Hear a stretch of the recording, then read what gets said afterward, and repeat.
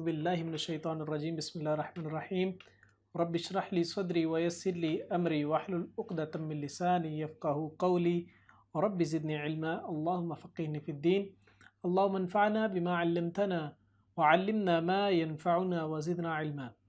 الحمدللہ اللہ تعالیٰ کے فضل و کرم کے ساتھ آج ہم اپنی کلاس کا دوبارہ سے آغاز کر رہے ہیں۔ اللہ تعالیٰ کا بہت بڑا فضل ہے، یقیناً اس بات کو آپ جتنا بھی جو ہے وہ سوچنا چاہیں، جتنا بھی اس پہ غور و فکر کرنا چاہیں اتنا ہی کم ہے۔ اللہ کا بہت بڑا فضل ہے کہ ہمیں اللہ تعالیٰ قرآن مجید پڑھنے اور پڑھانے اور سمجھنے اور سمجھانے اور عمل کرنے کی توفیق عطا فرما رہا ہے۔ یقیناً یہ اپرچونٹی، یہ توفیق ہر بندے کو نصیب نہیں ہوتی، یہ اللہ تعالیٰ کے خاص فضل و کرم کے ساتھ ہی جو ہے وہ نصیب ہوتی ہے۔ تو انشاءاللہ ہم اسی بات سے فائدہ اٹھاتے ہوئے ہم اپنی کلاس کا آغاز کرتے ہیں۔ لاسٹ لیسن کے اندر ہم نے آیت نمبر 31 تک کلیئر کیا تھا۔ آج کے لیسن میں انشاءاللہ ہم آیت نمبر 32 سے سٹارٹ کریں گے۔ بسم اللہ۔ الذین، وہ لوگ جو تتوفاہم فوت کرتے ہیں، انہیں الملائکۃ فرشتے، طیبین اس حال میں کہ وہ پاک ہوتے ہیں، یقولون وہ کہتے ہیں سلام سلام علیکم تم پر، ادخلوا داخل ہو جو الجنت جنت میں، بما بوجہ اس کے جو کنتم تھے تم تعملون تم عمل کرتے۔ اس سے پچھلی آیت کے اندر ہم جنتی لوگوں کا تذکرہ کر رہے ہیں، اللہ تعالیٰ بیان کر رہے ہیں وہ جنت میں داخل کیے جائیں گے۔ جنت ایسی جس کے اندر نہریں بہتی ہوں گی، باغات ہوں گے، وہ اس میں ہمیشہ رہیں گے اور جو کچھ وہ چاہیں گے ان کو عطا کیا جائے گا۔ یہ اللہ تعالیٰ کی طرف سے متقین کے لیے اور جنتی لوگوں کے لیے ایک نعمت ہوگی۔ اللہ تعالیٰ فرما رہے ہیں کہ یہی لوگ جب فوت کیے جائیں گے تو ان کی کنڈیشن کیا ہوگی، یعنی موت کا آخری جو غرغرہ ہوگا اس وقت ان کی کنڈیشن کیا ہوگی۔ فرمایا الذین تتوفاہم الملائکۃ الطیبین، وہ لوگ جو فوت کرتے ہیں انہیں فرشتے اس حال میں کہ وہ پاک ہوتے ہیں، یعنی کہ جو نیک لوگ جب فوت ہوتے ہیں پاکی کی حالت کے اندر، یعنی ایمان کی حالت میں، یقولون سلام علیکم، تو فرشتے ان لوگوں سے کہتے ہیں کہ تم پہ سلامتی ہو، تم اللہ تعالیٰ کے مقربین میں شامل ہو جاؤ، تم ہمارے ساتھ اوپر چلو، جنتوں کے مقامات میں جاؤ، تمہیں جنتی لباس پہنایا جائے گا، جنت کا بستر زمین کے اوپر بچھایا جائے گا، قبر کے اندر جنت کی کھڑکیاں کھولی جائیں گی۔ یہ سارے کے سارے معاملات اللہ تعالیٰ کے فرشتے، نیک فرشتے ہمارے لیے جو کہ متقین لوگ ہوں گے انشاءاللہ، اللہ تعالیٰ ہمارا بھی شمار متقین میں کرے، اللہ تعالیٰ کے فرشتے ان کے لیے سارے کام کریں گے اور ان کو کہیں گے سلام علیک، تمہارے پہ سلامتی ہو، سلام علیکم تمہارے پہ سلامتی ہو، سلام علیکم تمہارے پہ سلامتی ہو۔ فرشتے پروٹوکول دیتے جائیں گے، اس طرح سلامی دے رہے ہیں توپوں کی نا، جب بھی کوئی بڑی شخصیت آتی ہے تو اس کو بندوقوں کے ساتھ سلامی دیتے ہیں، اللہ کے فرشتے ہمیں سلام کے ساتھ انشاءاللہ سلامی دیں گے۔ فرمایا ادخلوا داخل ہو جو جنت جنت میں، بما بوجہ اس کے جو کنتم تھے تم تعملون تم عمل کرتے، تم نیک اعمال کرتے تھے زندگی کے اندر، عمل صالح کرتے تھے، برائیوں سے بچے رہتے تھے، مشکلات پر صبر کرتے تھے، تکالیف کو برداشت کرتے تھے، بے صبری کا مظاہرہ نہیں کرتے تھے، غیر اللہ کی نظر و نیاز نہیں دیتے تھے، اللہ کے علاوہ کسی کو ساتھ شریک، اللہ کے علاوہ کسی کی عبادت نہیں کرتے تھے، اللہ کے ساتھ کسی کو شریک نہیں ٹھہراتے تھے۔ یہ سارے معاملات تم دنیا کے اندر کرتے رہے تھے، لہٰذا کیا ہے اب ادخلوا الجنت بما کنتم تعملون، تم اب جنت میں داخل ہو جاؤ جو تم اعمال کرتے تھے زندگی کے اندر۔ زندگی میں کیے گئے اعمال آخرت کے اندر موت کے وقت انسان کے لیے جو ہے وہ فائدہ مند ہوں گے، انسان کے کام آئیں گے۔ دنیا کے اندر جتنی باقی چیزیں ہیں وہ کوئی بھی کام نہیں آئیں گی سوائے اس کے نیک اعمال کے جو اس کے آخرت کے اندر اس کے کام آنے ہیں۔ فرمایا کہ حل نہیں، ینظرون وہ انتظار کر رہے ہیں، الا مگر ان کے تأتیہم آ جائیں ان کے پاس الملائکۃ فرشتے، او یا یأتیا آ جائے امر حکم ربک آپ کے رب کا، کذالک اسی طریقے سے، فعلا کیا الذین ان لوگوں نے جو من قبلہم ان سے پہلے تھے، وما ظلمہم اور نہیں ظلم کیا تھا ان پر اللہ تعالیٰ نے، ولیکن اور لیکن کانوا تھے وہ انفسہم اپنے نفسوں پر، یظلمون وہ ظلم کرتے۔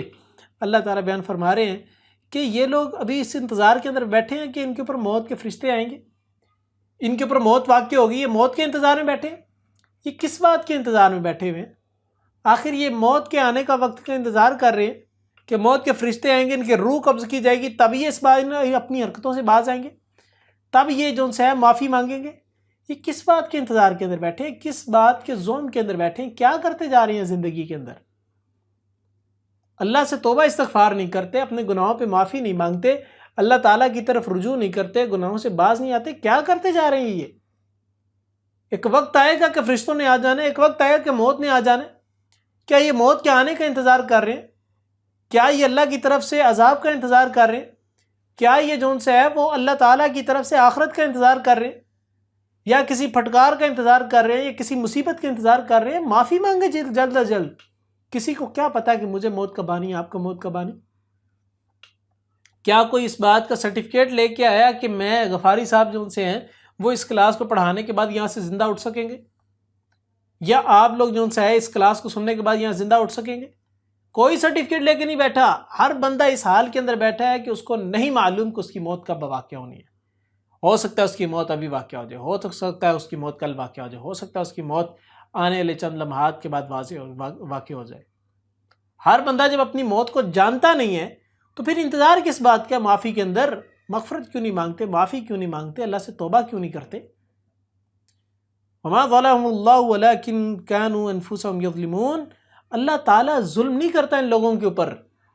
عذاب کا آنا اللہ تعالیٰ کی طرف سے ظلم نہیں ہوتا، یہ انسان کی اپنی حرکتیں ہوتی ہیں، انسان جو کر رہا ہوتا ہے، انسان جن چیزوں کو سوچ رہا ہوتا ہے، جن چیزوں کو کر رہا ہوتا ہے، اس کی وجہ سے یہ ساری چیزیں ہوتی ہیں، اس کی وجہ سے عذاب بھی آتے ہیں، اس کی وجہ سے جن سے ہے وہ زحمتیں بھی آتی ہیں، اور انسان کے اعمال کی وجہ سے رحمتیں آتی ہیں، انسان کے اعمال کی وجہ سے زحمتیں آتی ہیں۔ یہ سب انسان کی اپنی حرکات کی وجہ سے ہے۔ ظہر الفساد فی البر والبحر بما کسبت ایدی الناس، کہ لوگوں کے اپنے ہاتھوں کی کمائیوں کی وجہ سے دنیا کے اندر مشکلات پیدا ہوتی ہیں، دنیا میں فساد پیدا ہوتا ہے، کہ یعنی کہ ہم وہی کاٹیں گے جو ہم خود بوئیں گے، ہمارے اپنا بویا ہوا بیج ہی کل قیامت کے دن ہمیں ملے گا۔ یہ ہے اللہ تعالیٰ کا قانون، یہ ہے اللہ تعالیٰ کی فطرت، یہ ہے اللہ تعالیٰ کا رول، یہ ہے اللہ تعالیٰ کا آرڈر۔ اللہ تعالیٰ نے فرمایا میں تو ظلم نہیں کرتا، جہنم میں ڈالے جا رہے ہو تم اپنے گناہوں کی وجہ سے ڈالے جا رہے ہیں، میں تمہیں تھوڑا نا زبردستی جہنم میں ڈال رہا ہوں، یہ میں نے تمہیں کہا تھا کہ یہ گناہ کرو۔ میں نے تو کئی جگہ پر جو ان سے ہے وہ قرآن مجید کے تذکرے کیے کہ بھئی ان چیزوں سے باز آ جائے۔ میں رسول کو بھیجا، رسول کو کہا کہ ان لوگوں کو سمجھاؤ کہ اپنے حرکات سے باز آ جائے۔ میں نے جو ان سے ہے وہ کئی جگہ پر تمہیں واقعات کے ذریعے سمجھایا، کئی جگہ پر وقت کی ٹھوکروں سے سمجھایا، لیکن تم لوگوں کے باز ہی نہیں آتے تھے۔ تو میں نے تو ظلم نہیں کیا، تم جو بھی گناہ بھگت رہے ہو، جو بھی سزا بھگت رہے ہو، وہ اپنے اعمال کی وجہ سے بھگت رہے ہو۔ انسان پر آنے والی مصیبت، انسان کیوں کہتا ہے کہ ہائے ساری مصیبتیں میرے پہ ہی آنی تھی، میرا ہی بچہ فوت ہونا تھا، میرے پہ ہی میرا ہی گھر ملا، میں ہی ملا ہوں جو ہر مصیبت کے لیے ہوں؟ انسان یہ کیوں کہتا ہے؟ اللہ کہہ رہے میں تو نہیں ظلم کر رہا، تمہارے اپنے اعمال ہیں جس کی وجہ سے بار بار تمہارے پہ مصیبتیں آتی ہیں۔ انسان پہ اگر مشکلات آ رہی، مصیبتیں آ رہی، انسان کو چاہیے کہ اپنے اعمال نامے پہ غور کرے، what they are doing، وہ خود کیا کر رہے ہیں، انسان کو یہ چیک کرنا چاہیے۔ فَأَصَابَهُمْ، تو پہنچی انہیں، سیئات، برائیاں، ما، اس کی جو عاملون، انہوں نے عمل کیے تھے، وحاق، اور گھیر لیا، بہم، انہیں، ما، جو کانو تھے وہ، بہی، جس کا یستہزئون، وہ مذاق اڑاتے۔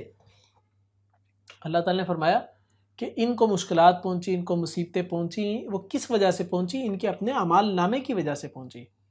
اللہ نے تو کچھ بھی ان کو جو ان سے ہے وہ نہیں دیا تھا، اللہ کا تو اس میں کوئی ہاتھ نہیں تھا، ان کی اپنی جو ان سے وہ حرکتیں تھیں۔ اللہ تعالیٰ نے تو ان کو سزا نہیں دینا چاہیے، انہوں نے خود سزا کو طلب کی ہے۔ اللہ نے تو ان کو کوئی نقصان نہیں پہنچایا چاہیے، انہوں نے خود نقصان کو جو ان سے ہے وہ دعوت دی ہے۔ اللہ نے تو ان کو عذاب دینے کی خواہش نہیں کی تھی، اظہار نہیں کیا، خواہش کروں سوری، نعوذ باللہ من ذالک۔ اللہ تعالیٰ نے تو جو ان سے ہے وہ، اللہ تعالیٰ تو نہیں چاہتا تھا کہ ان کو عذاب دے، لیکن یہ خود عذاب لینا چاہتے تھے۔ تو اللہ تعالیٰ نے فرمایا کہ جو بھی ان کو برائیاں پہنچی ہیں، جو بھی ان کو مشکلات پہنچی ہیں انسان کو، وہ انسان کی اپنی حرکتوں کی وجہ سے ہیں۔ وَحَاقَ بِهِم مَّا كَانُوا بِهِ يَسْتَهْزِئُونَ، اور ان کو ان چیزوں نے آ کے گھیرا جن چیزوں کا انکار کرتے تھے۔ یہ لوگ جہنم کا انکار کرتے تھے، آخرت کا انکار کرتے تھے، اللہ کے عذاب کا انکار کرتے تھے، اللہ کے غضب کا انکار کرتے تھے، رسول کی نافرمانی کے اوپر اللہ تعالیٰ کی طرف سے غضب کا انکار کرتے تھے، اللہ تعالیٰ کی ناراضگی کا انکار کرتے تھے، اللہ تعالیٰ کے احکامات کا انکار کرتے تھے، اللہ تعالیٰ کی طرف سے آنے والی آزمائشوں کا انکار کرتے تھے۔ یہ ان سب چیزوں کا انکار کرتے تھے، اور ان کے انکار کرنے کی وجہ سے اللہ تعالیٰ نے ان کے اوپر یہی چیزیں نازل کر دی، یہی چیزیں مسلط کر دی۔ عذاب کا انکار کرتے تھے، ان پہ عذاب آنا شروع ہو گئے ہیں۔ یہ کہتے تھے کہ ہم تو دنیا کے اندر بڑے خوشحال ہیں، تو ہمارے پاس تو بہت زیادہ مال ہے، تو ہم جو ان سے ہے وہ اللہ کے نیک بندے ہیں۔ اس کا مطلب تو یہی ہوا نا، اللہ تعالیٰ کا فضل ہمارے پہ ہو رہا ہے، جو ہمیں اللہ تعالیٰ جو ان سے مال دیتا جا رہا ہے۔ مال کا ملنا اللہ تعالیٰ کی خوشنودی کا باعث نہیں ہوتا، اللہ تعالیٰ کی رضامندی کا باعث نہیں ہوتا، اللہ تعالیٰ کی جو ان سے نا وہ اللہ تعالیٰ کی وہ اسے کیا کہتے ہیں، اللہ تعالیٰ کی رضامندی نہیں اس کے اندر ہوتی۔ رضامندی تو خیر ہوتی ہے، لیکن اللہ تعالیٰ اس بات پہ خوش نہیں ہوتا کہ تمہیں مال مل رہا ہے اور تم جو ان سے نا اس کا مطلب اللہ تعالیٰ خوش ہوتا جا رہا ہے تمہارے سے، ایسا کوئی اصول نہیں ہے اللہ تعالیٰ کا۔ ہو سکتا ہے کہ یہ مال انسان کے لیے آزمائش کا سبب بنتا جا رہا ہو، اللہ تعالیٰ انسان کو مال دیتا جا رہا ہے، لیکن مال تو مل رہا ہے لیکن اس کو وقت نہیں مل رہا، اس کو فرصت نہیں مل رہی اس مال کو انجوائے کرنے کی، وہ اس مال سے لطف اندوز ہو سکے، یہ فرصت نہیں اللہ تعالیٰ دے رہا اس کو، تو اس کا مال اس کے کس کام آ رہا ہے؟ یعنی یہ وہی چیزیں جو اللہ تعالیٰ نے ان کو دے کے رکھی ہیں انہی سے اللہ تعالیٰ آزماتا ہے۔ یہ جن چیزوں کا انکار کرتے تھے انہی چیزوں کا اللہ تعالیٰ ان کے اوپر عذاب اڑاتے، اللہ تعالیٰ ان کے اوپر عذاب کے طور پہ نازل کرتا ہے۔ پھر فرمایا وقال، اور کہا الذین، ان لوگوں نے جنہوں نے اشرکو، شرک کیا، لو اگر شاء چاہتا اللہ تعالیٰ، ما عبدنا، نہ عبادت کرتے ہم، من دون ہی اس کے سوا، من شیء کسی چیز کی، نحن ہم، ولا اور نہ اباؤنا ابا و اجداد ہمارے، ولا اور نہ حرمنا حرام کرتے ہم، من دون ہی سوائے اس کے حکم کے، من شیء کسی چیز کو، کذالک اسی طرح، فعل الذین کیا تھا ان لوگوں نے جو من قبل ان سے پہلے تھے، فحل تو کیا تو نہیں ہے، علی الرسول رسولوں پر، الا مگر البلاغ پہنچانا، المبین کھلم کھلا۔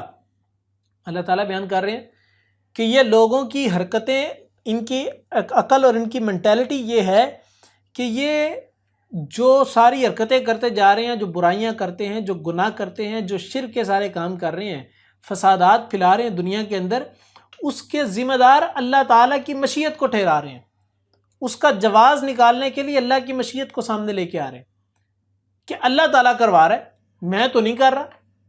ہم تو تسلیم کرتے ہیں جی اس دنیا کے اندر تو پتہ بھی اللہ کی مرضی کے بغیر نہیں ہلتا، تو لہٰذا میں جو گناہ کر رہا ہوں یہ اس میں میرا کمال تو نہیں ہے، تو اللہ کی مرضی سے ہو رہے ہیں، اللہ نہ چاہے تو نہیں ہوں گے۔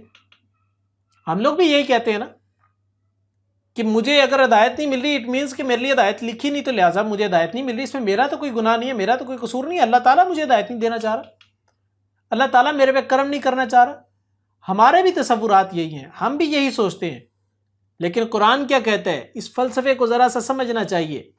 ایک ہوتی ہے اللہ کی مشیت اور ایک ہوتی ہے اللہ تعالیٰ کی خوشنودی۔ جو مشیت ہے اللہ تعالیٰ کی وہ اللہ کا قانون ہے جس کو فطرت کہتے ہیں، فطرت کا قانون۔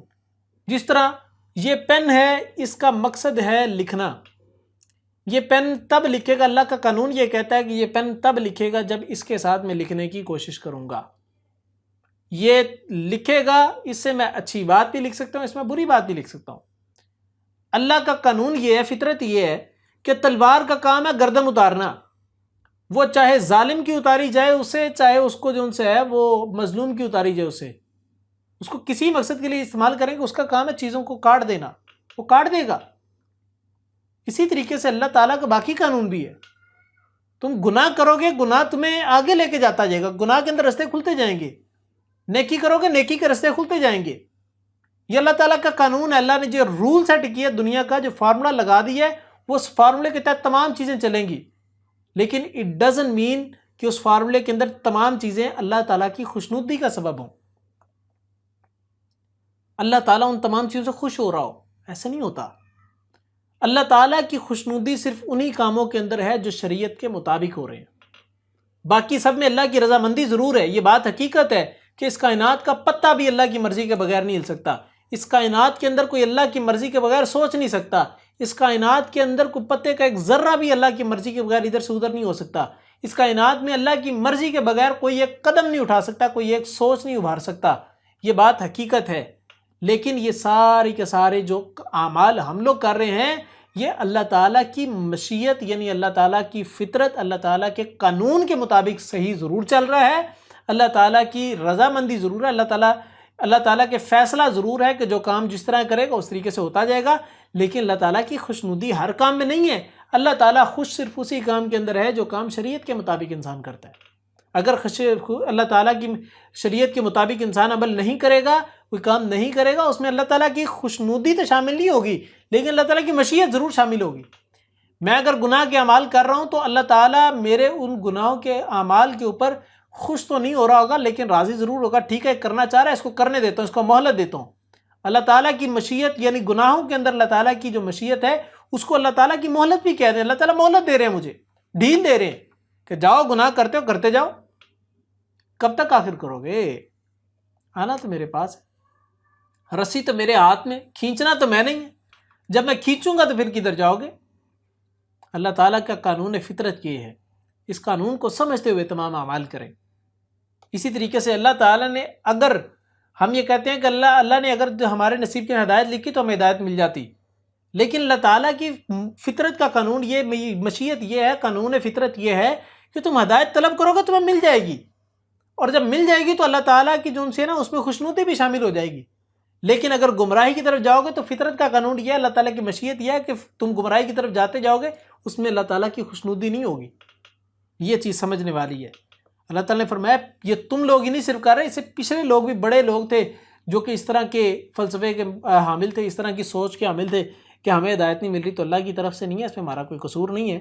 تو اللہ تعالیٰ نے فرمایا کہ اگر اللہ تعالیٰ کی مشیت اسی میں ہوتی کہ تم گناہ کرتے رہو، اللہ تعالیٰ جو ان سے نا اللہ تعالیٰ کی خوشنودی اس میں ہوتی کہ تم گناہ کرتے رہو، اللہ تعالیٰ خوش اس میں ہوتا کہ تم گناہ کرتے رہو، تو اللہ تعالیٰ رسولوں کو کیوں بھیجتا ہے؟ بجائے گائے بگائے قرآن میں کیوں تمہیں ہدایت کی طرف بلاتا؟ گائے بگائے قرآن کی طرف سے تمہیں کیوں جو ان سے گناہوں سے بچانے کی جو ان سے نا وہ تدبیر کرتا؟ اللہ تعالیٰ یہ ساری چیزیں اسی لیے تو کر رہے ہیں، ساری پلاننگ اسی لیے تو کی ہے. قرآن کو بھیجا اس لیے، رسول کو بھیجا اس لیے، صرف اس لیے کہ جو ان سے لوگ اللہ تعالیٰ کی خوشنودی حاصل کر لیں. فرمایا وَلَقَدْ البتہ تحقیق بعثنا بھیجا ہم نے فی کل امت ہر امت میں رسولاً ایک رسول ان کے اعبدو عبادت کرو اللہ تعالیٰ کی، واجتنبوا اور بچو الطاغوت طاغوت سے. فمنہم تو بعض ان میں سے تھے من جنہیں ہدایت دی اللہ تعالیٰ نے، ومنہم اور ان میں سے بعض تھے من وہ جو حقت ثابت ہو گیا علیہ ان پر الضلالۃ گمراہی. فسیرو پس چلو پھرو فی الارض زمین میں، فانظروا پھر دیکھو کیف کس طرح کانا ہوا عاقبت انجام المکذبین جھٹلانے والوں کا. اللہ تعالیٰ نے فرمایا کہ اللہ تعالیٰ کی مشیت اس میں ہے کہ لوگ نیکی کی طرف آتے جائیں، لوگ شریعت کے مطابق کام کرتے جائیں. اسی لیے اللہ تعالیٰ نے، اسی مقصد کے لیے اللہ تعالیٰ نے ہر امت کے اندر ایک ایک رسول بھیجا. اس رسول کا مقصد یہ تھا کہ وہ لوگوں کو اللہ کی طرف بلائے. فرمایا کہ ان اعبدوا اللہ واجتنبوا الطاغوت. رسول کا مقصد کیا تھا کہ وہ لوگوں کو اللہ کی عبادت کی طرف بلائے اور طاغوت سے اجتناب کے لیے اجتناب کا حکم دے، طاغوت سے بچنے کا حکم دے. اللہ تعالیٰ کی عبادت کی طرف بلانا اٹ مینس کہ اللہ کی توحید کا پہلے اقرار کریں گے تو اللہ تعالیٰ کو تسلیم کریں گے، پھر اس کے بعد رسالت کا اقرار کریں گے، تبھی تو ہمیں شریعت کے اصول ہمارے سامنے واضح ہوں گے. جب شریعت کے اصول واضح ہوں گے تو اس کے مطابق اعمال کرتے جائیں گے، یہی اللہ تعالیٰ کی عبادت کرنا ہے. پھر فرمایا کہ واجتنبوا الطاغوت. رسالت کا دوسرا مقصد، دعوت دین کا دوسرا بنیادی جزو وہ یہ کہ لوگوں کو طاغوت سے روکنا ہے. طاغوت کا لفظ کیا ہے؟ طاغوت کا مطلب یہ ہے کہ بغاوت کرنا. اسی سے لفظ بنتا ہے طغیانی، ایک لمٹ کو کراس کرنا. سمندر میں طغیانی آ گئی ہے، سمندر لمٹ کو کراس کر رہا ہے، سمندر چھلانگے مار رہا ہے. تو انسان جب اپنی لمٹ کو کراس کرتا ہے، لمٹ یہ ہے کہ اللہ کی عبادت کرنی ہے، لمٹ یہ ہے کہ عقیدہ توحید کے اوپر رہنا ہے، رسالت کے اوپر رہنا ہے. جب اس لمٹ کو انسان کراس کرتا ہے اس کا مطلب وہ طغیانی کے اندر آ رہا ہے، وہ طاغوت کی طرف جا رہا ہے. طاغوت اس طریقے سے بھی کہہ سکتے ہیں کہ اللہ کی عبادت سے ہٹانے والی ہر ایک چیز یا ہر وہ چیز جو اللہ تعالیٰ سے انسان کو دور کرے وہ طاغوت ہے. اس ڈیفینیشن کو یاد رکھیں، ہر وہ چیز جو انسان کو اللہ کی عبادت سے دور کرے، اللہ سے دور کرے، وہ چیز طاغوت کے اندر شمار کی جائے گی. اور وہی چیز جو ان سے اجتناب کے لائق ہے کہ انسان ان سے بچے، انسان کو چھوڑے اور اللہ کے قریب جائے. یہی اصل میں دنیا کے اندر کرنے کا کام ہے. یہ انسان کے ذمہ اللہ تعالیٰ نے چیزیں دی ہیں. اگر انسان اسی طریقے سے زندگی گزارتا رہے گا، طاغوت سے بچتا رہے گا، عبادت اللہ کی عبادت کے قریب ہوتا رہے گا، اللہ تعالیٰ کی عبادت کرتا رہے گا، تو انسان آٹومیٹکلی ہدایت کے راستے پہ رہے گا اور جنت کے راستے پہ رہے گا، صراط مستقیم پہ رہے گا. فرمایا کہ یہی باتیں اللہ تعالیٰ نے امت کے لوگوں، مختلف امتوں کے مختلف لوگوں کو سمجھائی، ہر بندے کو سمجھائی، ہر امت کے اندر اللہ تعالیٰ نے رسول کے ذریعے سے یہی باتیں ڈلیور کروائیں۔ فَمِنْهُمْ مَنْ هَدَى اللَّهُ وَمِنْهُمْ مَنْ حَقَّتْ عَلَيْهِ الضَّلَالَةُ، اللہ تعالیٰ انہی باتوں کے ذریعے سے لوگوں تک جو ہے اللہ تعالیٰ یہ باتیں رسولوں کے ذریعے سے پہنچاتا ہے، اور انہی کی وجہ سے کچھ لوگ جو ہے وہ ہدایت کے قریب آ جاتے ہیں، جن کے اندر ہدایت کی رمق ہوتی ہے، چاہت ہوتی ہے، طلب ہوتی ہے، اور کچھ لوگ ہوتے ہیں وہ ان کو سن کے ان کے دل اور سخت ہوتے جاتے ہیں اور گمراہی کے اندر جاتے آتے ہیں، اور ان کے اوپر جو ان سے ہے وہ مہر لگتی جاتی ہے، ان کے دلوں کے اوپر، ان کے آنکھوں پر پردے پڑتے جاتے ہیں، ان کے کانوں پر پردے پڑتے جاتے ہیں، اور پھر وہ گمراہی کے اندر آگے بڑھتے جاتے ہیں، اور ان کے لیے اللہ تعالیٰ ضلالت لکھ دیتا ہے، گمراہی لکھ دیتا ہے۔ پھر فرمایا فَسِیرُوا فِی الْأَرْضِ فَانظُرُوا کَیْفَ کَانَ عَاقِبَةُ الْمُکَذِّبِینَ، زمین میں چلو پھرو، زمین میں جاؤ اٹھو بیٹھو، دیکھو ذرا جا کے پچھلی قوموں کے ساتھ کیا حالات ہوئے، جو لوگ اللہ کی نافرمانیاں کرتے تھے ان کی کیا آؤٹ پٹ نکلتی، ان کے ساتھ بنتا کیا تھا، اور جو لوگ اللہ تعالیٰ کی فرما برداری کرتے تھے ان کے ساتھ کیا بنتا تھا۔ یہ سارے انجام دیکھو جا کے، ہسٹری پڑھو جا کے، تاکہ پتہ چلے کہ دنیا کے اندر کرنے کا کام کیا ہے، دنیا کی حقیقت کیا ہے، تاکہ پتہ چلے کہ اصل مقصد کیا ہے، ہماری اس دنیا میں آنے کا مقصد کیا ہے، ہمیں کیوں پیدا کیا گیا، یہ سارا کچھ تمہیں پتہ چل جائے گا۔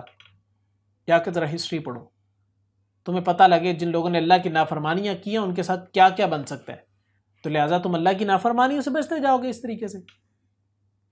تو یہ وہ چیز ہے جو کہ اللہ تعالیٰ نے ہمیں اس قرآن مجید کے اندر کہنے کا اور کرنے کا حکم دیا ہے۔ پھر فرمایا کہ ان اگر تحرس، آپ حریص ہیں، علی ہداہم، ان کی ہدایت پر، فإن اللہ، تو بے شک اللہ تعالیٰ، لا یہدی، نہیں ہدایت دیتا، من، اس کو جو یضل، وہ گمراہ کرتا ہے، وما، اور نہیں، لہم، ان کے لیے، من ناصرین، کوئی مددگار۔ اللہ تعالیٰ نے فرمایا کہ اگر آپ اس بات کی لالچ رکھتے ہیں، حریص رکھتے ہیں، حرص رکھتے ہیں کہ یہ لوگ ہدایت کی طرف آ جائیں، تو ایک بات یاد رکھیں، ہدایت دینا، گمراہی دینا، یہ انسان کے اختیار میں نہیں ہے۔ انسان کے اختیار میں، داعی کے اختیار کے اندر، اور دعوت دین کے میدان کے اندر کام کرنے والے ہر بندے کے اختیار کے اندر صرف اتنی سی چیز ہے کہ وہ لوگوں کو دین کی دعوت دے، بس دین کی طرف بلائے، اس سے اوپر کا ان کا کوئی کام نہیں ہے۔ اب اس کا جواب کے اندر لوگ انکار کریں یا جواب کے اندر حامی بھریں، ہدایت کی طرف آئیں یا گمراہی کی طرف جائیں، جس چیز کو مرضی چوز کریں، وہ اللہ کے اختیار کے اندر ہے، ان کے اندر ہدایت ڈالنا یا گمراہی ڈالنا ہمارے ذمہ نہیں ہے۔ ہمارا کام ہے بس اللہ کی باتوں کو آگے پہنچا دینا، قرآن کی باتیں ایز اٹ از آگے پہنچا دینا، حدیث کی باتیں ایز اٹ از آگے پہنچا دینا، اللہ کے فیصلے سنا دینا۔ ہمارا کام ہدایت دینا نہ دینا نہیں ہے، یہ اللہ کا کام ہے۔ اللہ تعالیٰ خود چیک کرے گا کہ اس بندے کے اندر ہدایت کی طلب ہے کہ نہیں۔ اگر ہدایت کی طلب ہے اللہ تعالیٰ ہدایت دے دے گا، اگر نہیں ہے تو اللہ تعالیٰ نہیں دے گا، یہ اللہ تعالیٰ کا قانون ہے۔ تو لہٰذا اس قانون کو تو ذہن کے اندر رکھنا چاہیے نا۔ فرمایا کہ جس کو اللہ تعالیٰ پھر ہدایت دے دیتا ہے تو وہ گمراہ نہیں ہو سکتا، اور پھر جس کو اللہ تعالیٰ گمراہ کر دیتا ہے اس کے لیے کوئی دوسرا بندہ مددگار نہیں ہوتا اس دنیا کے اندر، کوئی دوسرا بندہ اللہ تعالیٰ کے مقابلے کے اندر اس کو ہدایت نہیں دے سکتا واپسی۔ یہ اللہ تعالیٰ کا فیصلہ، اللہ کا قانون ہے۔ فرمایا وَأَقْسَمُوا، اور وہ قسمیں کھاتے ہیں، باللہ، اللہ تعالیٰ کی، جہد ایمانہم، پکی قسمیں کھانا، لا یبعث، نہیں اٹھائے گا اللہ تعالیٰ، من، اسے جو یموت، مر جاتا ہے، بلا، کیوں نہیں، وعدن، وعدہ ہے، علیہ، اس کے ذمہ، حقاً، سچا، ولیکن، اور لیکن، اکثر الناس، اکثر لوگ، لا یعلمون، نہیں وہ علم رکھتے۔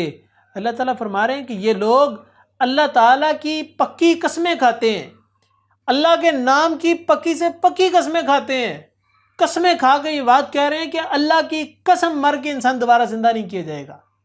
ان لوگوں کی، ان مشرکوں کی، ان کافروں کی عقل پہ تعجب ہوتا ہے، افسوس ہوتا ہے کہ کیسی عقل ہے ان کی۔ ایک جگہ اللہ کی تعظیم اتنی کر رہے ہیں کہ اس کے نام کی قسمیں اٹھا رہے ہیں، اور دوسری جگہ اللہ تعالیٰ کو اتنا ڈیگریڈ کر رہے ہیں، نعوذ باللہ من ذالک، اللہ تعالیٰ کی قدر و منزلت کو اتنا گرا رہے ہیں کہ کہہ رہے ہیں کہ اللہ تعالیٰ اتنا جو بے بس ہے کہ اللہ تعالیٰ ایک انسان کو مرنے کے بعد دوبارہ زندہ نہیں کر سکتا۔